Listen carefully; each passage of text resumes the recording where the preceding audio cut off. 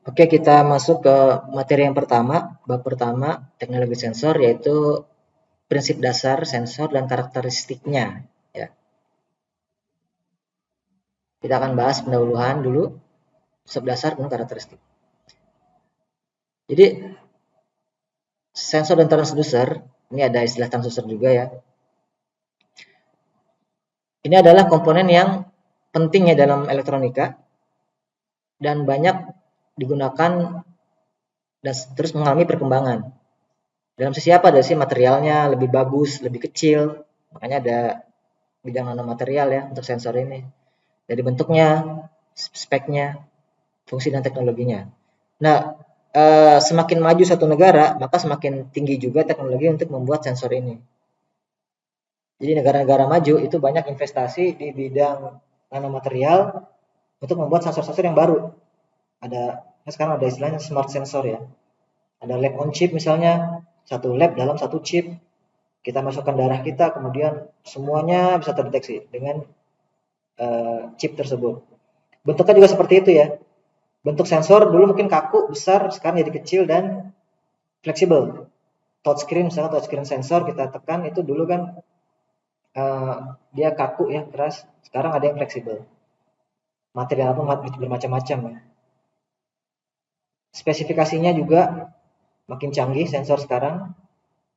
Kemudian fungsi dan teknologinya juga makin canggih ya. Nah, jadi memang riset di bidang sensor ini termasuk riset yang mahal ya, perlu alat-alat yang mahal. Oleh karena itu memang di negara kita belum terlalu maju riset dalam bidang sensor ini. Kita masih dalam tahap konsumen. Dan ini termasuk teknologi yang strategis sebetulnya sensor ini. Kemudian dalam perkembangannya sensor sangat penting untuk memastikan berfungsinya sebuah mesin ya, mesin, gadget, kendaraan dan proses industri. Semakin ke sini makin besar peran dari sensor, apalagi dengan boomingnya IoT ya, Internet of Things. Itu semua sensor masuk ke dalam internet ya. Jadi dulu kalau kita punya mesin generator misalnya, generator ya generator aja gitu, turbin saja. Kita pantau mungkin getarannya bagaimana, ini menggunakan telinga kita. Tapi sekarang satu mesin kecil saja tuh sensornya banyak ya. Sensor temperaturnya, sensor vibrasinya, sensor outputnya, sehingga nanti kondisi terkini dari mesin tersebut bisa dimonitor secara mudah. Makanya ada istilah PPM ya, Predictive and Preventive Maintenance. Jadi sebulan sebelum mesin itu rusak sudah diprediksi nih, akhirnya mesin itu direparasi atau dihentikan sementara ya, supaya bisa lebih optimal lagi. Jadi semua mesin sekarang trennya itu dimonitor dengan menggunakan sensor-sensor yang ditempel di bagian-bagian mesin tersebut dan dikoneksikan ke internet. Kemudian sensor ya di dunia industri banyak digunakan ya. Industri, medis, penerbangan ya, di robotika. Jadi makin kesini makin hampir tidak ada lagi dunia kita yang tidak ada sensornya gitu. Bahkan sekarang sudah masuk ke rumah-rumah kan ya. Ada smart home, sensor suara, dia bisa mendeteksi suara kita, merekognisi suara kita, sensor deteksi peer ya, menggunakan peer, pasif infrared sensor supaya deteksi maling gitu ya. Jadi sudah masuk ke rumah tangga bahkan. Dan trennya makin seperti itu. Jadi kalau kita menguasai sensor dan cara pengolahan datanya, maka kita akan menjadi pemain utama dalam dunia yang akan datang. Nah, kita sudah tidak perlu jauh-jauh ke industri ya. Di badan kita sendiri Allah telah ciptakan sensor ya. Dan ini sebetulnya manusia ini benda ajaib ya. Ciptaan Allah ini memang sangat ajaib. Sangat susah untuk ditiru ya. Sampai sekarang orang tidak bisa meniru mata. Masih belajar untuk meniru mata. Jadi kita punya 5 jenis sensor dalam tubuh kita. Yang pertama sensor mata ya. mata ini mengubah cahaya tampak. Kan cahaya itu ada optik, ada cahaya tampak ya, ada di bawah merah infrared, energinya lebih kecil ya dari cahaya tampak. Ada yang lebih tinggi dari cahaya tampak energinya, yaitu ultraviolet ya. Kita kan cahaya tampak itu kan Meiji-ku Hibiniu, dari merah ke violet ke ungu. Di bawah merah itu ada infrared, di atas ungu ada ultraviolet.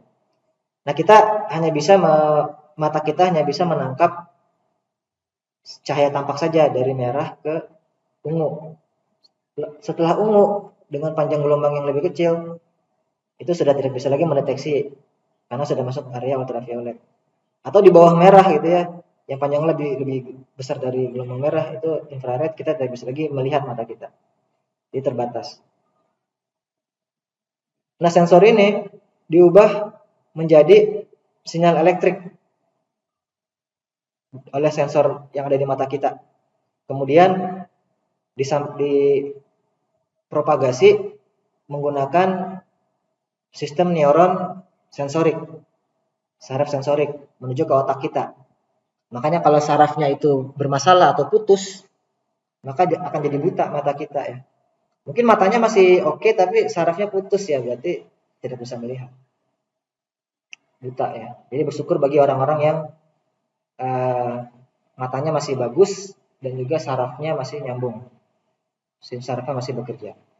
Kemudian telinga ini mengubah getaran mekanik menjadi sinyal listrik ya, disampaikan ke otak. Tapi dia punya kemampuan, ini sebetulnya seperti piezoelektrik ya di dalam gendang telinga kita ini ya. Nah, dia punya kemampuan antara 20 sampai 20.000 kHz deteksi getarannya. Kurang dari itu dia tidak bisa. Itu seperti gajah ya. Kalau gajah masih bisa tuh infrasonik ya, di bawah sonik. Infrasonik gajah masih bisa, 1 Hz gajah masih bisa. Tapi kalau kita nggak bisa, telinga kita nggak bisa. Atau lebih dari 20 kHz atau disebut ultrasonik, kita juga tidak bisa juga telinga kita. Dan kalau sarafnya putus juga tidak bisa, karena tidak bisa menyampaikan ke otak ya. Kita pernah nggak merasakan buta atau tuli? Kan kalau telinga ini kan tidak bisa kita atur ya. Kita selalu mendengar dan nyampe ke otak kita kan ya. Kalau ada orang bicara, kita tidak bisa memaksa telinga kita untuk tidak mendengar kan gitu. Jadi selalu kita mendengar. Bahkan kalau kita tutup telinga pun tetap masih masuk suara. Apalagi kalau suara bising ya. Tapi kadang-kadang kita bisa memutuskan itu, yaitu pada saat kita tidur ya. Kita tidur itu seperti putus sarafnya ya. Antara gendang telinga dan otak putus. Sehingga apapun yang kita dengar, otak kita tidak menangkap. Jadi ketika tidur itu kita tidak mendengar apa-apa tuh. Sama juga mata kita. Walaupun ada banyak orang yang tidur dengan mata terbuka. Mungkin Anda pernah melihat atau bahkan Anda mengalami juga tidur dengan mata terbuka. Walaupun matanya terbuka, jelas-jelas itu ya terbuka, tetapi tidak sampai ke otak.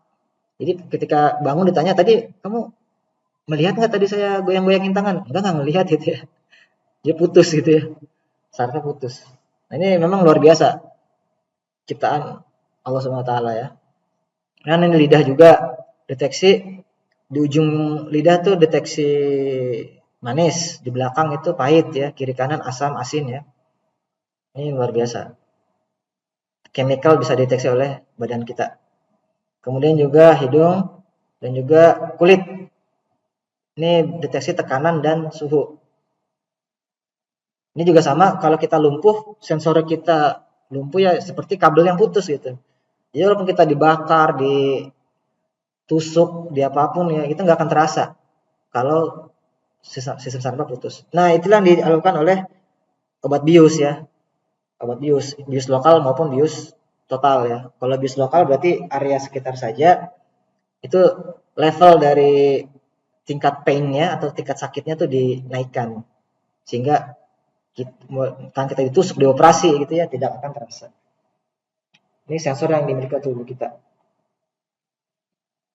Nah, menurut ISA, Instrument Society of America, sensor dapat didefinisikan sebagai alat yang menyediakan output yang berguna, gitu ya, sebagai respon dari measuran. Measuran ini ada sesuatu yang diukur, gitu.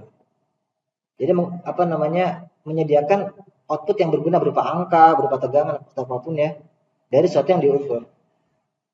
Nah, biasanya ini dalam konteks kita, output itu artinya berupa electrical quantity atau besaran elektrik.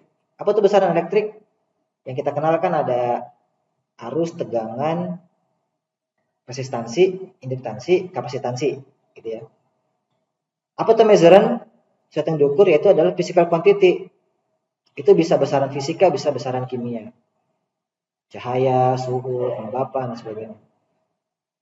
Nah, jadi sensor itu adalah simpelnya alat yang bisa gitu ya, mengkonversi atau menyediakan gitu ya, menyediakan atau mengkonversi ya besaran fisika. Sebetulnya dari bahasa sensing ya, sensing kan sensing ya.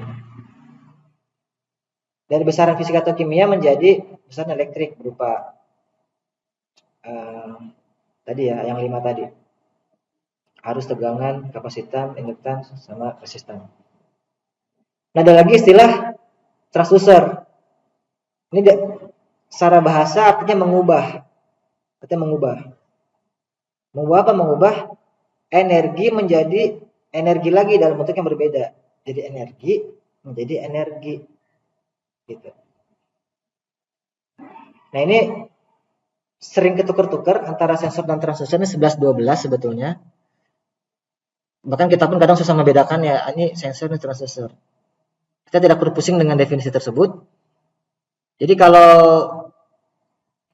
kita lihat, ini sensor bagian dari transducer.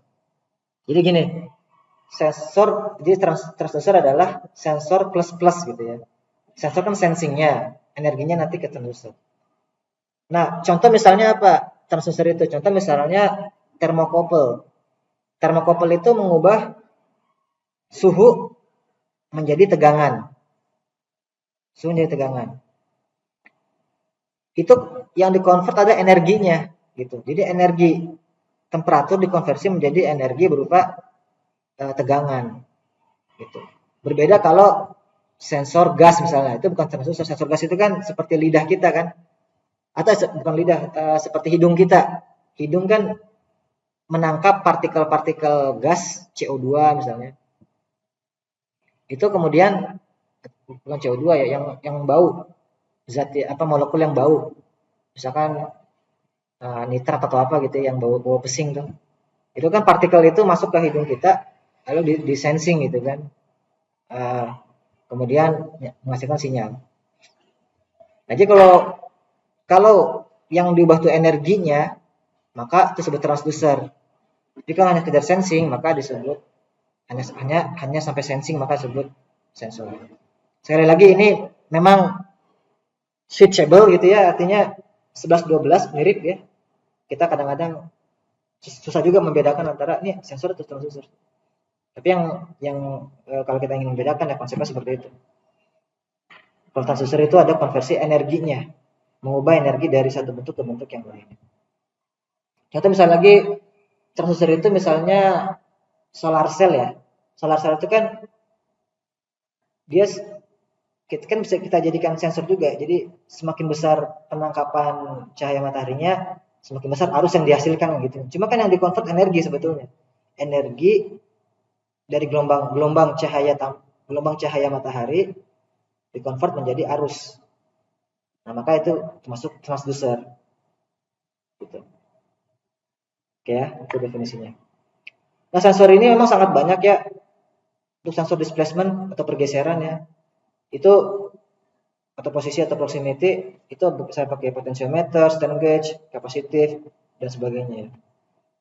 Untuk sensor kecepatan atau motion bisa pakai incremental encoder, top generator, pyroelectric sensor. Untuk force atau gaya bisa strain gauge. Contohnya load cell ya. Untuk fluid pressure bisa diaphragm, capsules, bisa electric sensor, tactile. Jadi ada sangat banyak lah. Yang disebut di sini hanya sebagian kecil. Jenisnya sangat banyak. Untuk temperatur ada bimetalik, resistance thermistor, photodiode, photoresistor, phototransistor, dan sebagainya. Kalau ada yang ditanyakan, langsung saja ya, tidak perlu menunggu akhir. Kemudian dari sekian banyak sensor itu, kita bisa klasifikasi menjadi 3. Walaupun 3 ini sebetulnya juga tidak terlalu tepat ya, ini hanya saya ambil dari salah satu sumber referensi. Jadi referensi dalam bidang sensor ini sangat banyak, dan nanti ketika ujian atau kuis atau apapun, ya saya tidak akan menyalahkan jawaban yang bervariasi ya. Tidak akan menyalahkan jawaban yang bervariasi. Jadi tidak ada single answer, tidak ada jawaban yang tunggal. Selama itu betul jawabannya masuk akal, maka jawabannya benar. Jadi kadang-kadang dalam ujian itu, bahkan sampai ujian hitung-hitungan, itu tidak bisa jawaban yang single ya. Contoh misalnya tentang ujian antena aja, panjang antena, mengukur panjang antena. Ada yang menghitung biasa gitu ya, ada yang memasukkan variabel material yang digunakan antena itu ya. Jadi ada banyak jawaban berarti kan, tidak ada masalah, semuanya bisa benar. Nah ini saya sampaikan 3 jenis ya berdasarkan penggunaannya. Sensor thermal itu deteksi perubahan suhu baik benda padat, cair maupun gas. Contohnya termokouple ya, RTD, thermistor, ada banyak sebetulnya, ada lagi yang lain ya. Terus sensor mekanis, deteksi perubahan mekanis seperti perpindahan atau pergeseran baik dalam bentuk gerak lurus ataupun melingkar ya. Terus tekanan, aliran, level, dan sebagainya. Ini contohnya ada banyak. Load cell misalnya untuk timbangan ya. Strain gauge untuk tekanan, LVDT untuk pergeseran ya. Atau ini ya, perpindahan ya, pergeseran atau perpindahan.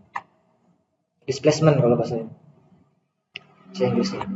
Kemudian sensor optik, deteksi perubahan cahaya. Itu pantulan cahaya atau bias cahaya. Ini bisa pakai LDR, fotodiode atau yang lain-lainnya. Nah, hati-hati jangan sampai ketukar antara optik dan thermal. Misalnya api. Sensor api itu apa yang kita deteksi? Panasnya atau cahayanya. Kalau thermalnya berarti pakai sensor thermal ya. Tapi kalau kita deteksi adalah cahayanya, maka pakai sensor optik. Jangan sampai salah ya.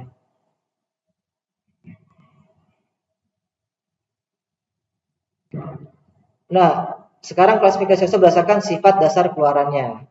Kalau tadi kan berdasarkan penggunaannya ya, inputnya lah gitulah, untuk deteksi apa sih dia gitu ya. Nah, kalau ini berdasarkan keluarannya sekarang, berdasarkan outputnya. Tadi kan sudah disampaikan bahwa outputnya adalah besaran elektrik. Itu tadi ada 5 kan, resistansi, induktansi, kapasitansi, ya kan, tegangan dan arus. Oke, ada 5. Yang pertama kita bahas dulu resistansi. Itu sensor itu mengubah besaran dari fisika kimia menjadi resistansi. Gitu. Contohnya RTD, strain gauge, thermistor juga ya. Kemudian yang kedua kapasitansi. Jadi besaran fisika tadi, misalkan tekanan gitu ya, diubah menjadi perubahan kapasitansi. Kan kapasitansi rumusnya ini ya, ini pelajaran SMA kelas 3 nih. Kapasitansi. Ini rumusnya kan K ya, atau konstanta dielektrik. Kemudian ini tergantung dari jenis materialnya ya. Tiap material punya konstanta dielektrik yang berbeda-beda. Nah, kalau ini permitivitas kemudian dikali dengan luas penampang dalam meter persegi dibagi D, jarak antara dua penampang. Jadi kapasitor itu kan terdiri atas dua penampang ya. Di tengah-tengahnya ada bahan dieelektrik. Ini kalau elektrolit kapasitor berarti di tengah-tengahnya ada elektrolit ya gitu ya. Atau tengah-tengahnya ada yang keramik, beda-beda lah. Tapi ini ada 2 plat yang konduktif di sini. Nah, kalau ditekan maka akan mengubah ini kan jarak D-nya ini nih. Makin kecil kan D-nya. Sehingga kapasitansinya kan akan berubah. Nah, ini contoh tekanan diubah menjadi perubahan kapasitansi. Jadi gitu. Ini ada 2 plat ya. Latihan dan plat ini diafragma. Oke ya, ini untuk kapasitansi. Kemudian contoh untuk yang ketiga adalah induktansi. Nah, jadi besaran yang diterima sensor ya diubah menjadi perubahan induktansi. Kan induktansi rumusnya ini ya, masih ingat ya. Mu R kali mu 0 kali N kuadrat kali A bagi L. N ini jumlah lilitan, ini lilitan ya. Kemudian A-nya ini luas penampangnya, luas lingkaran yang di sini ya. Dan L ini adalah panjang ininya, panjang lilitannya dari mulai lilitan pertama sampai lilitan yang terakhir. Nah, ini ada gambar contoh sensor proximity. Jadi dia mendeteksi benda yang lewat di depannya. Ini sensornya sekotak ini sebetulnya. Ini yang titik-titik ini medan magnet yang dihasilkan. Jadi ada tegangan AC masuk ke coil ini sehingga menimbulkan medan magnet, menimbulkan induktansi kan ya. Kemudian ketika ada benda yang melewat di sini di dalam area dia, maka akan mengubah induktansinya sehingga terbaca perubahan induktansi. Tapi hati-hati di sini yang mengubah ini, mengubah medan magnet adalah metal ya. Jangan sampai benda selain metal kita gunakan proximity berdasarkan induktansi gitu ya. Jadi kita memahami karakteristik sensor itu tujuannya adalah untuk kita jangan sampai salah beli gitu kan ya. Nanti kita jangan sampai bikin malu ya. Kita di perusahaan nanti disuruh mengembangkan produk ya atau alat produksi. Mungkin kalau mahasiswa politeknik nih sering disuruh bikin itu kan ya di PT-nya ya. Bikin satu line production gitu ya, production line. Dirancang PLC-nya, kemudian sensor-sensornya. Berarti kan harus mikir tuh, pakai PLC apa, pakai sensor apa, ya kan? Desainnya bagaimana. Nah, jangan sampai kita salah beli sensor. Benda yang lewat itu adalah kardus gitu ya. Tapi pakai deteksi proximity sensornya pakai induktansi yang deteksi metal. Maka nanti tidak nyambung. Kira-kira begitu. Yang keempat ini menghasilkan arus listrik. Contohnya fotovoltaik atau solar cell ya. Dia mengubah cahaya matahari ini menjadi arus. Tentunya panjang gelombangnya tertentu ya. Yang berbeda-beda memang tergantung materialnya. Kalau material silikon ya panjang gelombangnya sekian.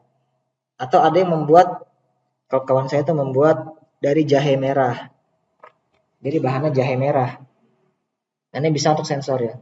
Tapi sekaligus ini transducer juga. Ini yang akan datang akan jadi tren juga. Termasuk energi yang terbarukan ya. Walaupun sampai saat ini masih PR ya. Terutama dalam hal baterainya. Jadi solusi seperti ini masih sangat mahal. Terutama di sisi baterai. Jadi masih banyak rumah-rumah tangga yang belum pakai ini solar cell. Karena lebih murah PLN ya masih. Oke, yang kelima tegangan listrik ya, outputnya berupa tegangan. Ini banyak lah. Ini mudah ya. Karena kalau ADC kan biasanya ukur tegangan tuh. Tegangan kita convert ke digital. Kalau outputnya berupa resistansi kan kita tetap harus ubah ke tegangan juga kan. Atau outputnya berupa arus kita convert juga ke tegangan. Jadi rata-rata IC itu deteksinya tegangan. Mengukurnya itu tegangan. Jadi ini paling enak memang sebenarnya. Tinggal langsung bisa dibaca oleh ADC ya, analog to digital converter. Ini contohnya thermocouple tadi sudah dibahas atau taco generator. Jadi ini untuk turbin misalnya pipa ya, untuk pipa dalam yang isinya berupa gas atau cairan lah, fluid. Fluida kan bisa zat cair, bisa gas. Jadi mengubah kecepatan putaran menjadi tegangan listrik. Ini banyak pakai di turbin generator ya. Oke, itu kategori ya dari sensor berdasarkan inputnya, berdasarkan outputnya. Ada yang mau tanyakan sampai sini? Oke, kalau tidak ada kita lanjutkan satu subbab lagi tentang bab yang paling penting ya. Ini hal yang paling penting dalam bab ini ya. Itu karakteristik sensor dan transducer. Jadi ada statis, ada dinamis. Ketika kita menggunakan sensor, memilih sensor, membeli sensor, maka kita harus tahu karakteristiknya. Oleh karena itu, istilah-istilah yang ada di sini kita harus familiar. Akurasi, presisi, resolusi, sensitivitas, similaritas, hysteresis, span, repeatability, rise time dan constant, delay, dan respon frekuensi. Ini kita akan bahas satu persatu dengan cepat ya. Slide ini bukan sumber segalanya, masih banyak sumber-sumber yang lain di YouTube, e-book, textbook, sangat banyak ya. Silakan diperkaya dengan sumber-sumber tersebut. Yang pertama akurasi. Jadi akurasi ini kalau kata Wikipedia adalah closeness of the measurements to a specific value. Jadi seberapa dekat sih closeness, seberapa dekat sih hasil pengukuran dengan nilai yang spesifik, nilai yang akan kita ukur, nilai yang sebenarnya gitu. Seberapa dekat? Kalau presisi itu seberapa dekat hasil pengukuran di antara hasil pengukuran yang lain gitu. Jadi seberapa dekat hasil pengukuran yang satu dengan hasil pengukuran yang lain, dengan yang kedua, dengan yang ketiga, dengan yang keempat, dengan yang kelima, dan seterusnya, tergantung berapa kali kita ukur. Tetapi memang yang diukur benda yang sama, dengan kondisi yang sama. Ini kalau kita gambarkan dalam panah ini ya, target panah ini. Ini kita ambil di kiri bawah dulu lah, kiri bawah. Dia nilainya tersebar nih, antara satu dengan yang lain tersebar. Maka dia tidak presisi. Pengukuran pertama di sini, kedua di sini, ketiga di sini, keempat di sini. Dia tidak presisi, tapi secara overall nilai dia tuh seputar nilai yang sebenarnya. Maka dikatakan akurat. Ya. Dia akurat tapi tidak presisi. Nah, kalau ini kebalikannya nih. Di antara XX ini jaraknya dekat. Jaraknya dekat. Jadi antar satu pengukuran dengan pengukuran yang lainnya jaraknya dekat. Tetapi secara keseluruhan itu jauh dari nilai yang sebenarnya. Oleh karena itu di sini disebut presisi tapi tidak akurat. Kalau yang bawah kanan ini nilainya tersebar ya, maka tidak presisi dan juga tidak konvergen ke arah satu nilai yang spesifik yang tepat gitu ya. Jadinya tidak akurat.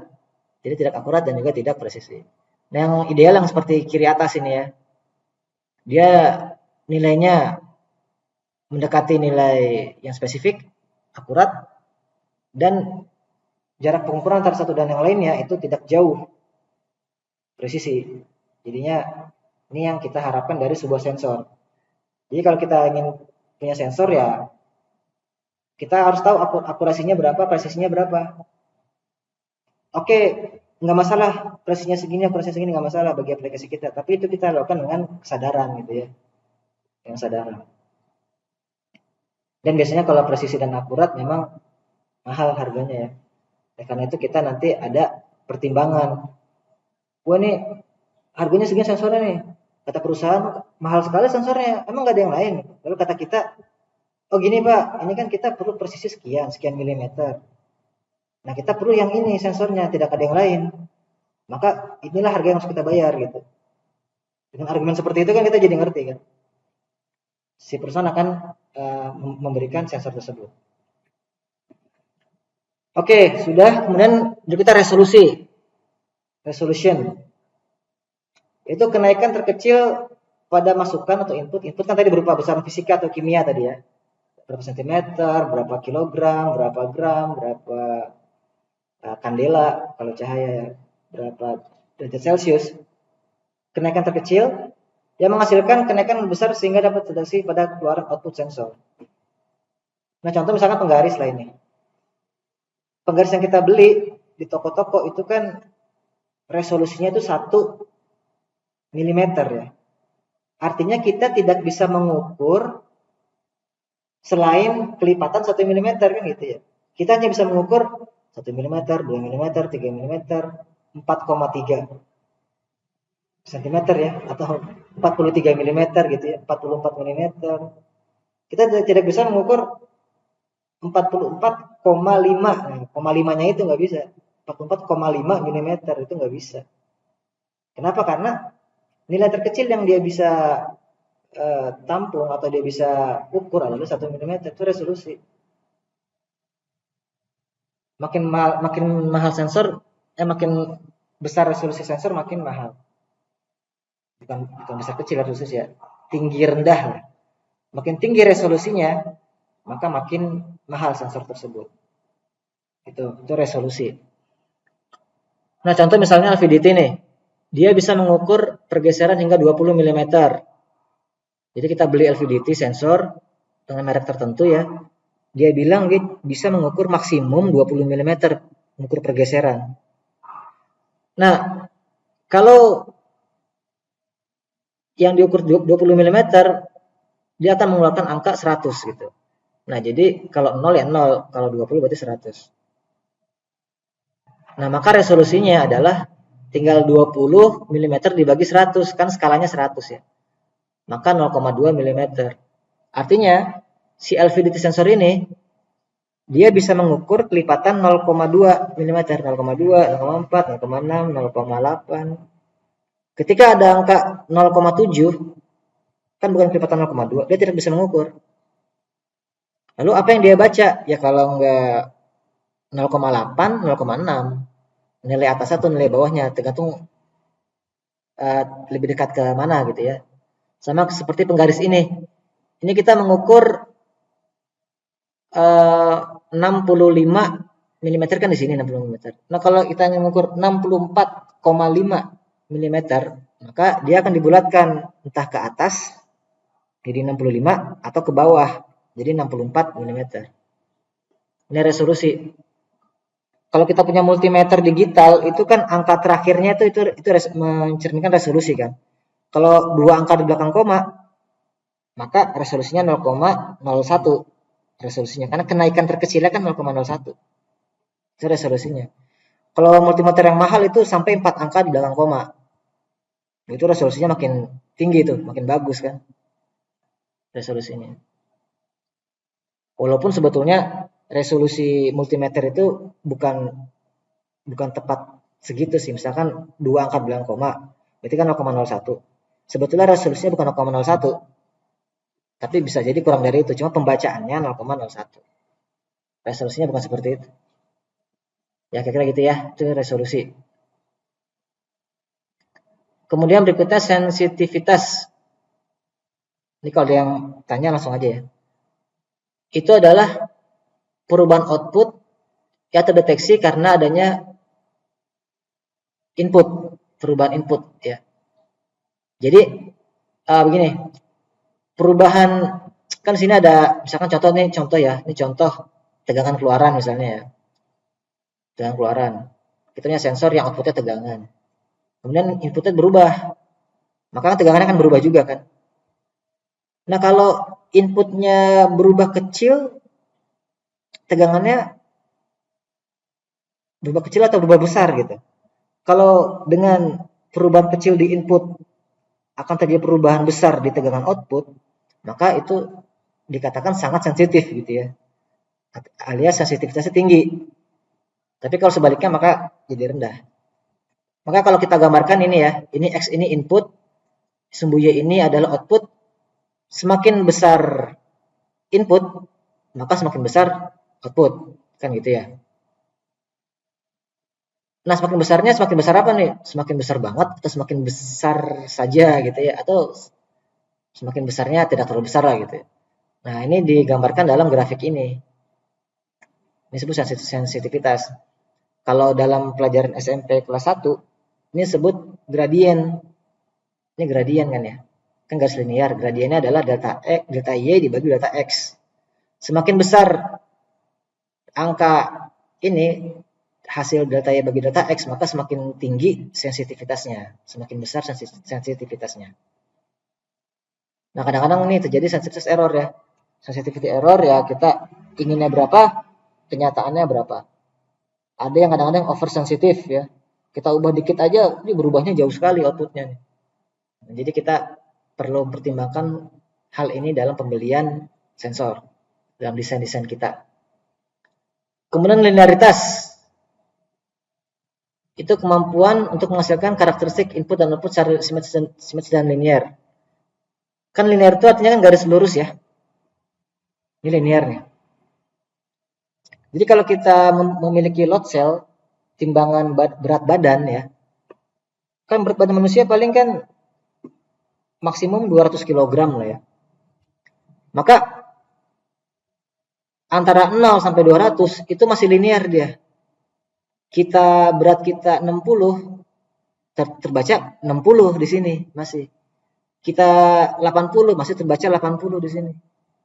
Tapi kalau sudah lebih dari 200, misalkan 500 kg gitu ya, dipaksa 500 kg, itu bukan terbaca lagi 500, tetapi mungkin terbaca hanya 300, karena grafiknya sudah mulai melengkung di sini.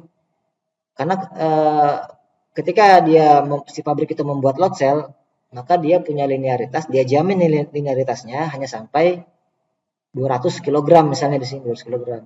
Setelah 200 kg, dia tidak menjamin ini load cell ini masih linear.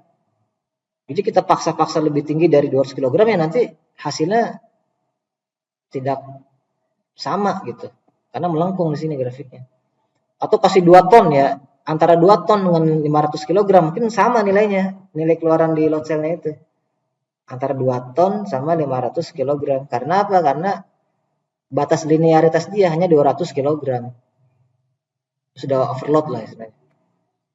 Jadi jangan sampai kita beli sensor seperti ini ya. Kita ingin menimbang 100 kg, tapi kita beli timbangan yang untuk masak di rumah, ibu-ibu bikin kue gitu ya. Kalau ibu kita bikin kue kan timbangannya paling sampai 5 kg saja ya. Jangan sampai load cell-nya itu kita buat untuk timbang berat badan kita. Ya, nanti jadi tidak akurat nilainya. Ini kalau melebihi batas alias saturasi. Nah, kalau ini kasusnya bukan melebihi batas, justru malah di batas 0, sekitar 0-nya dia. Ini ada namanya deadband. Contoh misalnya ultrasonik ya. Ultrasonik untuk mengukur jarak. Nah, ultrasonik untuk mengukur jarak dia tidak boleh kurang dari sekian sentimeter. Saya lupa angka berapa sentimeternya. Jadi kalau kita punya sensor ultrasonik, dia tidak bisa deteksi benda yang terlalu dekat dengan dia. Nggak bisa. Itu masuk dead zone dia. Nah, kalau Anda beli ultrasonik, cek di datasheet berapa dead zone-nya, dead band-nya dia berapa. Minimal jaraknya berapa. Itu. Karena kalau sudah itu, sama kayak sonar di kapal perang ya. Dia punya sonar kan ya, sonar bawah laut, untuk deteksi benda-benda di bawah laut, termasuk kapal selam. Itu kalau sudah sangat dekat dengan pemancar transmitter dari sonar sistem tersebut, itu sudah tidak bisa terdeteksi lagi si kapal selam tersebut. Kira-kira begitu. Kemudian berikutnya adalah histeresis. Ini agak rumit sedikit ya, histeresis. Jadi penyimpangan dari keluaran output sensor pada titik tertentu dari sinyal input ketika didekati dari arah yang berlawanan. Ini kalau kita seperti ini, yang tadi kan grafiknya cuma satu garis. Ini enak nih. Satu nilai input memiliki satu nilai output. Kan gitu kan ya. Tapi kalau ini ada dua nilai. Nah, ini saya ambil contoh kasus, misalnya inilah valve hysteresis. Jadi sini ada pipa. Pipa ini, pipa yang ini pipa ya. Ini katup atau valve. Buka tutupnya valve ini diatur oleh arus listrik yang diinjek ke dalam valve ini. Ya. Semakin besar arusnya, maka semakin besar terbuka katupnya, lalu aliran fluida mengalir di sini atau flow mengalir di sini, mengalir. Oke, kita lihat grafiknya di sini ya. Ketika 0 ampere alias tidak ada arus, maka tidak ada flow kan ya, masih tertutup. Kemudian dinaikkan arusnya, naik sampai 0,05 ampere atau 50 mili ampere, dia masih belum ada aliran yang mengalir. Naik terus sampai 0,1 masih belum ada aliran yang mengalir. Ketika 0,12 lah kira-kira sini, baru mulai ada sedikit terbuka. Aliran mulai ada. Lalu sampai 0,15 aliran akan mencapai 1 lebih. 1 lebih sampai ke angka 0,2 aliran mencapai 4 kurang ya. 4 kurang dikit. Oke, kemudian naik terus. Setelah mencapai angka ini, udah full lah dia, udah mentok gitu, udah terbuka secara sempurna, maka dia akan menutup. Kita tutup ya, kita tutup. Maka kita menggunakan bukan yang garis yang hijau ini, tapi garis yang hijau yang di atas ini. Kan kita tutup pelan-pelan tutupnya, kita kurangi arus sedikit demi sedikit. Maka kita lihat di sini, di titik yang di sini ya, titik yang 0,2. Ketika kita menaikkan arus itu, arus listriknya, maka flow yang akan terjadi pada arus 0,2 ampere itu adalah kurang dari 4 flow-nya, kurang dari 4. Tetapi ketika kita menurunkan, dia sekitar 4,5 flow-nya. Padahal sama-sama arus yang diinjek ke valve tersebut sama-sama 0,2 ampere. Tetapi hasilnya akan berbeda antara ketika kita menaikkan dan kita menurunkan. Nah, ini perbedaan ini disebut histeresis. Histeresis ya. Jadi antara pergi dan pulang itu menggunakan grafik yang berbeda. Ini disebut histeresis. Nah, jadi hati-hati menggunakan sensor, kita harus tahu diagram histeresis dari sensor tersebut. Gitu. Itu histeresis. Kemudian yang berikutnya adalah span. Span itu adalah jangkauan variabel pengukuran pada instrumen yang direncanakan dapat mengukur secara linear. Jadi kita ingat yang di sini. Ini span-nya berarti antara titik ini dan titik yang ini ya, di sini. Rentang linear dia disebut span. Jadi kalau kita beli timbangan, kita harus tahu span-nya berapa nih. Dari berapa sampai berapa. Maka gunakanlah timbangan itu dalam range span-nya dia. Jangan sampai lebih. Nah, jadi gitu, itu span ya. Kemudian repeatability. Repeat artinya mengulang. Ability kemampuan, berarti kemampuan untuk mengulang. Yaitu selisih antara dua pembacaan dalam satu pengukuran berulang. Jadi kita mengukur benda yang sama 1 kali, 2 kali, 3 kali, 4 kali, dan seterusnya. Itu kira-kira jauh atau tidak selisihnya. Tetapi tentunya kondisi pengukuran sama ya, benda yang diukur sama, temperaturnya sama, semuanya kondisi lingkungan sama. Pengukuran yang berbeda. Nah, ini pengaruh berhubungan dengan presisi yang tadi kita sudah bahas ya. Gitu. Nah, kemudian berikutnya kita bahas delay gitu. Delay. Jadi kadang-kadang sensor itu sebelum dia merespon dia memerlukan waktu atau delay. Contoh misalkan sensor kulit kita gitu ya. Kita punya kulit ini. Mungkin di antara kita ada yang pernah terkena solder tangannya atau memegang benda yang panas atau terkena knalpot dari motor. Itu antara menyentuh dengan merasakan itu ada delay kan ya. Kita menyentuh sekarang kita belum merasakan. Tapi ketika sekian detik atau sekian mili detik baru kita terasa. Sedangkan tangan kita sudah berbekas karena solder tadi. Nah, inilah terjadi dengan sensor. Nah, jadi kalau kita definisikan secara kuantitatif ya, ini ada salah satu referensi, dia menggunakan angka 10 dan 90%. Jadi delay ini definisikan antara ketika input itu terjadi, misalkan kita menyentuh solder di sini, dulu kita, kan kita merasakan pelan-pelan ya, itu kita belum terasa, padahal sudah ada respon sebetulnya. Nah, jadi ketika sampai 10% itu disebut delay. Gitu.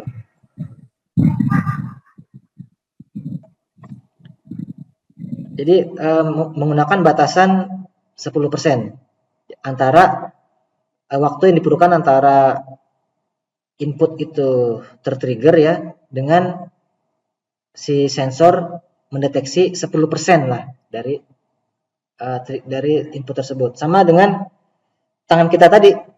Sebetulnya ketika sudah menyentuh solder itu menyentuh kulit kita, sebetulnya dia sudah ada respon sebetulnya. Tapi mungkin belum besar, belum sampai terasa sampai ke otak kita.